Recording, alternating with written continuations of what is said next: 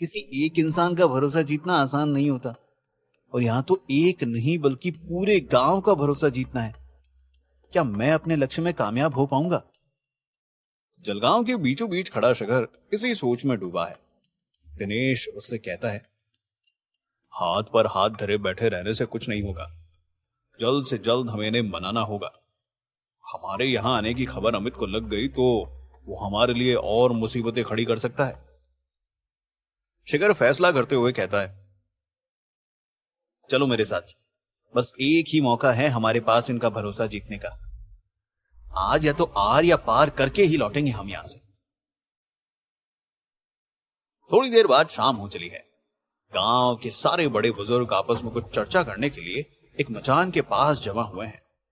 तभी शिखर भी वहां आता है, पर पास के ही एक ऊंचे से चबूतरे पर चढ़ जाता है और अपनी आवाज ऊंची करते हुए कहना शुरू करता है, मैं यहां आपकी मदद करने आया हूं। आप लोग जो सोच रहे हैं मैं वो नहीं हूं। मैं अमित के साथ नहीं बल्कि उसके खिलाफ आवाज उठाने आया हूं। पर यह तब ही हो पाएगा जब आप लोग ये टेस्ट कराकर मेरी मदद करेंगे, और फिर मैं वो रिपोर्ट्स दिखाकर अदालत में यह साबित कर पाऊंगा कि आप लोगों के साथ गलत हो रहा है, और आप सबने जो भी खोया है इन फैक्ट्री वालों को उसका मुआवजा देना पड़ेगा। आप सभी के पास बस एक ही मौका है आपके साथ हुए उस नाइंसाफी का बदला अमित से लेने के लिए, और वो हूं मैं। वहां बैठे सभी शिखर की ओर ही देख रहे हैं। शिखर की बात जैसे ही खत्म होती है, एक और आवाज गूंजने लगती है, ये सच बोल रहे हैं। ये शहर छोड़ इतनी दूर बस इसलिए आए हैं कि हम सभी को इंसाफ दिला सके। ये आवाज मुरारी की थी। गांव वालों को किसी अनजान शहरी की बातों पर भरोसा ना हो, मगर जब उनका अपना कोई उसके पक्ष में आवाज उठा रहा हो तो ये देख सबको थोड़ा भरोसा आने लगता है। अभी वहां खड़े लोगों के चेहरे पर हिचकिचाहट साफ दिख रही है, पर शिखर के पक्ष में जो अगली आवाज उठी थी उसमें मानो सबको उस पर भरोसा हो गया था। शिखर सबके सामने अपना फोन लिए खड़ा हो गया। वीडियो कॉल पर मुरारी सभी गांव वालों को शिखर के बारे में बताता है। मुरारी के मुंह से शिखर की प्रशंसा सुनकर सभी शिखर की मदद को राजी हो जाते हैं। शिखर के कहे मुताबिक दिनेश ने फोन करके शिखर के चैरिटी हेल्थ कैंप वाली एम्बुलेंस और एक डॉक्टर को वहां बुला लिया था। जो आदमी शिखर से बात करने आया था वो सबसे पहले अपने घर वालों को टेस्ट कराने लाता है, और उसके पीछे पीछे गांव के और भी लोग आने लगते हैं, और डॉक्टर सबका टेस्ट कर उन सब की मेडिकल रिपोर्ट बनाकर शिखर को दे देता है। शिखर को मेडिकल रिपोर्ट तो मिल गई हैं, बस एक आखिरी सबूत शिखर को इकट्ठा करना था, तालाब के पानी का सैंपल। शिखर तालाब के पास पहुंच दिनेश के साथ मिलकर प्लान बताते हुए दिनेश से कहता है, मैं पहरेदारों का ध्यान भटकाऊंगा, और जैसे ही वो इधर आएंगे तुम जाकर पानी का सैंपल ले आना। तालाब के आसपास बैठे सभी पहरेदार एक जोर से आ रही आवाज सुनकर चौंक उठते हैं। अगले ही पल तेज रफ्तार से शिखर अपनी कार तेजी से तालाब की तरफ लेकर जाता है और खुद पहले ही कूद जाता है। गाड़ी सीधा जाकर तालाब में घुस जाती है। सारे पहरेदार तेज आवाज सुनकर दौड़ते हुए उस तरफ जाते हैं। दिनेश पहले से वहां छुपा हुआ था और इसी मौके का इंतजार कर रहा था। वो छुपकर सबकी नजर से बचते हुए तार लांघते हुए तालाब के पास जाता है और तालाब का पानी एक बोतल में भर लेता है, और वहां से निकलते हुए शिखर को संदेश भेज देता है कि काम हो गया है। शिखर एक राहत की सांस लेता है और वापस जाने को पीछे मुड़ता है कि उसके होश उड़ जाते हैं। पहरेदारों ने उसे घेर लिया है। कार के पहियों के निशानों का पीछा करते वो उसे ढूंढते वहां आ पहुंचे हैं। पीछे से एक पहरेदार आकर शिखर के सर पर बंदूक रख देता है और कहता है, भागने की कोशिश भी मत करना। शिखर अपने हाथ खड़े कर देता है। शिखर के चेहरे पर एक अजीब सी मुस्कान है, मानो उसे पता है कि अब क्या होने वाला है। एक पहरेदार उसके चेहरे को काले कपड़े से ढक देता है। पहरेदार शिखर को पकड़कर ले जाते हैं और एक अंधेरे कमरे में बंद कर देते हैं। कमरे में किसी के कदमों की आहट होती है। कमरे की लाइट्स ऑन होती है। एक पहरेदार शिखर के चेहरे से कपड़ा हटाता है। शिखर धीरे धीरे अपनी आंखें खोलता है और देखता है उसके सामने अमित खड़ा है। तुम्हें क्या लगा था तुम इतनी जल्दी जीत जाओगे? हंसते हुए अमित अपने सामने बैठे शिखर को यह कह रहा है। सामने बैठा शिखर खुद को शांत रखने की कोशिश करता है। वो चारों तरफ से अमित के लोगों से घिरा है। वो अपनी घबराहट ये सोचकर कम कर रहा है कि बस कुछ ही पल बाद उसे ये मालूम हो जाएगा कि उसका प्लान कामयाब हुआ कि नहीं। अमित शिखर की ओर एक बंदूक से इशारा करते हुए कहता है, तालाब का राज पता चल चुका है तुम्हें। तुम्हारी इस गलती की बस एक ही सजा है, तुम्हारी मौत। मुझे लग रहा था तुम्हारे साथ खेलने में मजा आएगा। ऐसे तुम्हें मारने का मन तो नहीं कर रहा। अगर पकड़े नहीं गए होते तो मारने की नौबत शायद नहीं आती आज। तुम्हारे साथ खेलने का बहुत मन था मेरा, मगर अफसोस ये हो नहीं पाएगा। अमित मानो अपनी जीत की खुशी में पहले से ही जश्न मनाना शुरू कर देता है। वो शिखर से कहता है, अब तो तुम्हें इस बात का एहसास हो ही गया होगा कि हमारी मेरी कोई बराबरी नहीं है। मैंने तुम्हें पहले ही कहा था, तुम मुझसे कभी जीत नहीं पाओगे।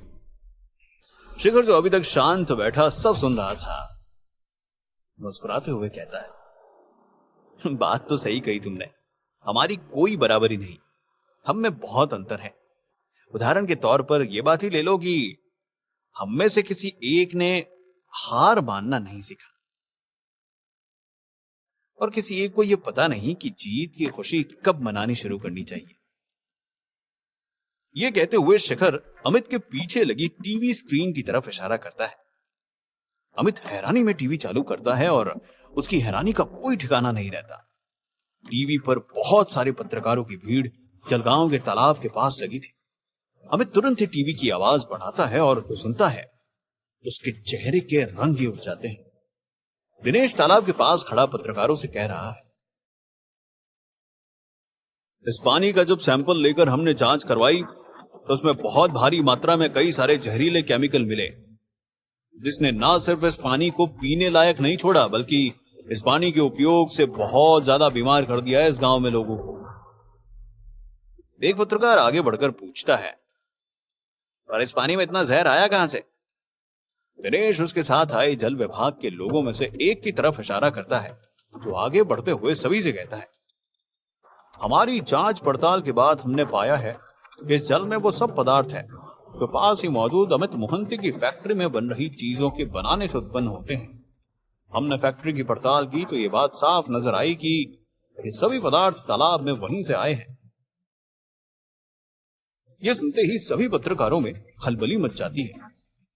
सब एक साथ ही तरह तरह के सवाल करने लग जाते हैं, जैसे ये सब कब से हो रहा है, सरकार को इसके बारे में क्यों नहीं पता था, अब क्या सरकार अमित के खिलाफ कोई कार्रवाई करेगी। टीवी पर यह देख अमित अपने घुटनों पर गिर गया है और उसके पीछे बैठे शिखर के चेहरे पर एक मुस्कान है। टीवी पर जल विभाग से आया व्यक्ति उन सबको शांत करते हुए एक एक करके उनके सवालों का जवाब देना शुरू करता है। देखिए, आप लोग एक एक करके सवाल पूछेंगे तो जवाब देने में आसानी होगी। यह सब लगभग पिछले 7 सालों से चल रहा है।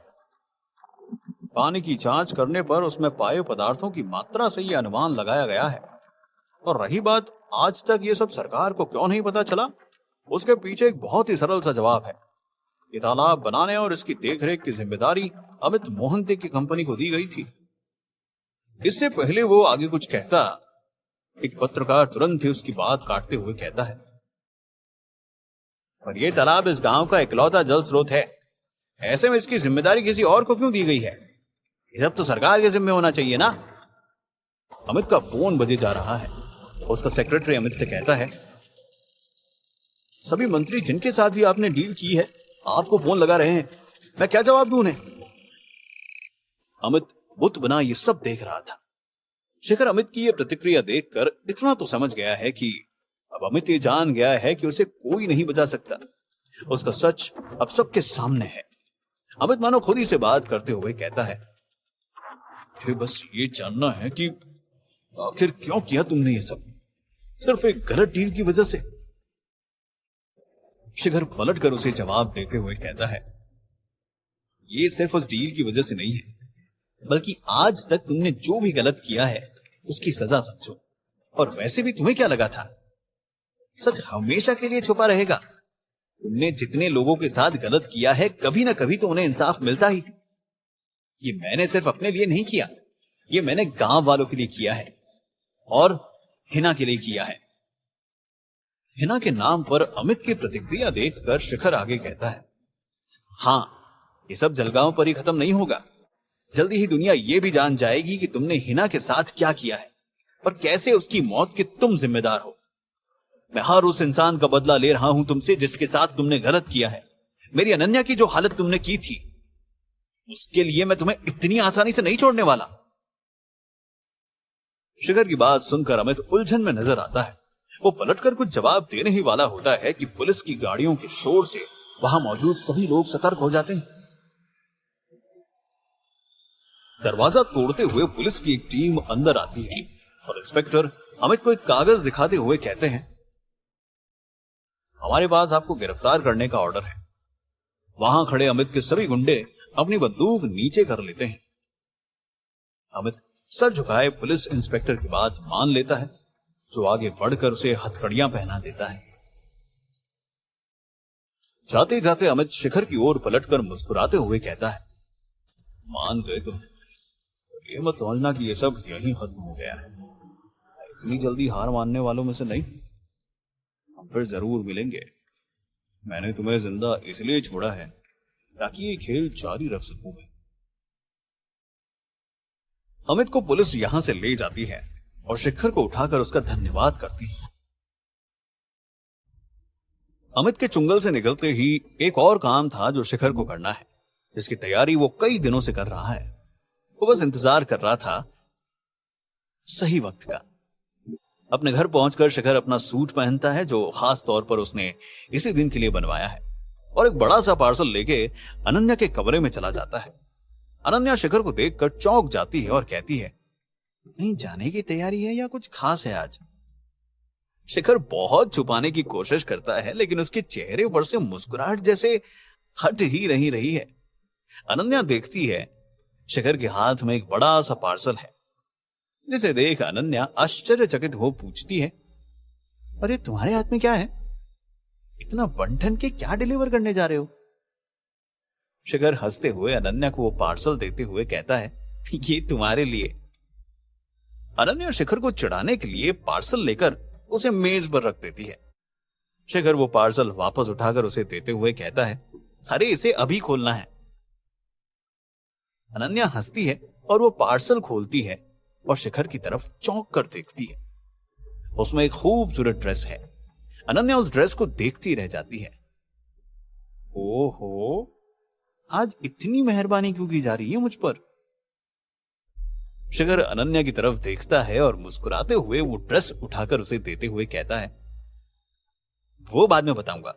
जाओ, अब जल्दी तैयार हो जाओ, हमें कहीं निकलना भी है। और सुनो, ज्यादा समय मत लगाना। अनन्या वो ड्रेस लेकर अंदर जाती है और तैयार होकर बाहर आती है। एक हवा का झोंका आकर उसके बाल लहरा जाता है। अनन्या अपने बाल संभालती है। शिखर वहीं खड़ा उसे बस देखता रह जाता है, जैसे उसके लिए वक्त वहीं ठहर गया हो। वो इतनी खूबसूरत लग रही है जैसे कोई परी जमीन पर उतर आई हो। अनन्या शिखर के चेहरे के आगे एक चुटकी बजाती है और चहकते हुए कहती है, अरे कहां खो गए? अब बताओगे भी? अब बताओगे भी कि हम कहां जा रहे हैं? शिखर अनन्या का हाथ थामते हुए कहता है, वो सरप्राइज है, तुम बस मेरे साथ चलो, पता चल जाएगा। क्या है शिखर का ये सरप्राइज? क्या शिखर और अनन्या एक होने वाले हैं या कोई मुसीबत दोनों का इंतजार कर रही है? जानने के लिए सुनते रहिए मिलियनेयर डिलीवरी बॉय।